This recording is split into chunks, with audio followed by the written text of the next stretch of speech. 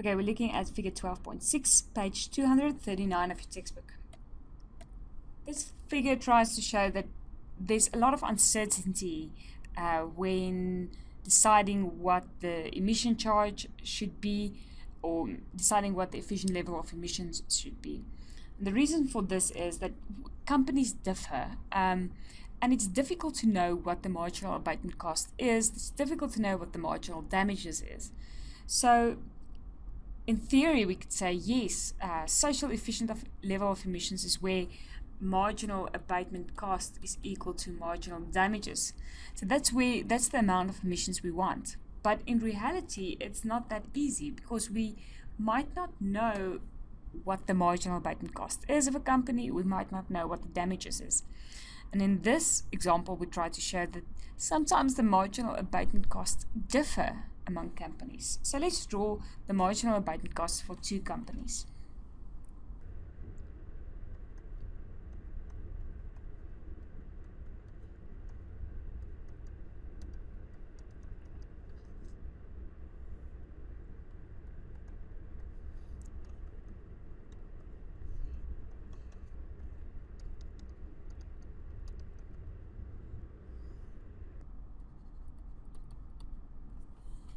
So you can see these two companies have different marginal abatement cost curves.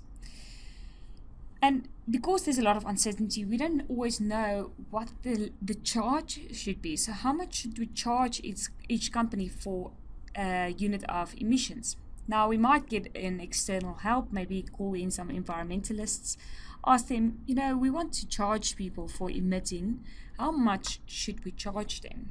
And let's say this environmentalist company say, you have to charge them T1.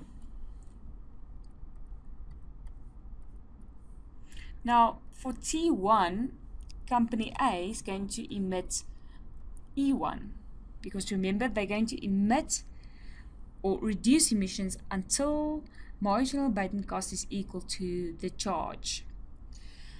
Company B is going to reduce emissions all the way to, let's call this EA, right, to give it different names. All right, so there we have it. But let's say we ask another company, listen, we ask this company, how much should we charge for a level of emissions? And this company says, you have to charge a little bit more. You have to charge T2. Now for company A, it might not be a big difference.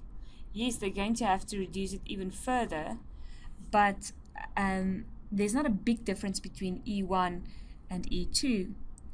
On the other hand, for company B, there's a massive difference, because if they are forced to pay a tax of 2, they can emit basically almost nothing. Right, so EB.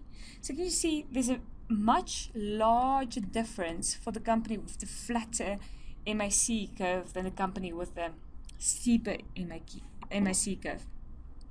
So what we want to show here is that uncertainty makes it really difficult in the real world to set the charge, and that companies with flatter marginal abatement cost curves are often more unstable when there's changes to the charge, where companies with a steeper MAC curve, there's not a lot of difference between the different charges.